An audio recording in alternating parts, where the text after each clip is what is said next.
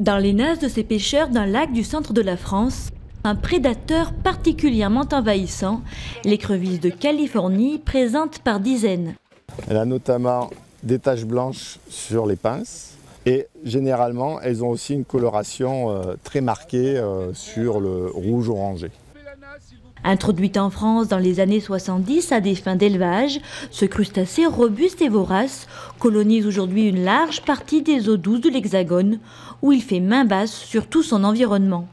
Ces espèces sont un réel danger pour la biodiversité de nos cours d'eau et nos plans d'eau, puisqu'elles ont tendance à proliférer et rentrent en compétition avec les individus d'espèces qui sont quelquefois protégées même dans les milieux.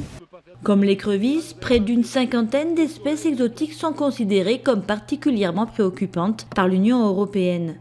Leur prolifération, parfois sans limite, a souvent des conséquences désastreuses et pas uniquement pour l'environnement. Un impact économique par des impacts en matière de production agricole, par exemple, des espèces qui envahissent un champ, évidemment le rendement va diminuer.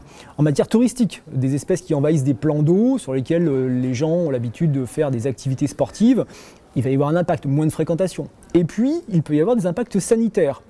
Donc, en termes de santé humaine, des espèces qui, comme l'ambroisie par exemple, causent des problèmes d'allergie, ou la berce du Caucase qui cause des brûlures. Pour lutter contre cette menace et tenter d'endiguer le fléau des espèces déjà installées, services de l'État et acteurs locaux ont entamé des réunions de coordination, comme ici, à Clermont-Ferrand.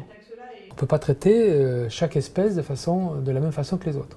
Donc ça veut dire qu'on a besoin d'apprendre suffisamment de choses sur l'écologie, la biologie de l'espèce en question pour savoir comment agir, de quelle manière agir, à quel endroit, à quel moment, etc. Dans certains cas, on n'a peut-être pas besoin de la faire disparaître totalement, on peut peut-être la réduire de moitié par exemple pour que ça suffise à nous causer moins de soucis.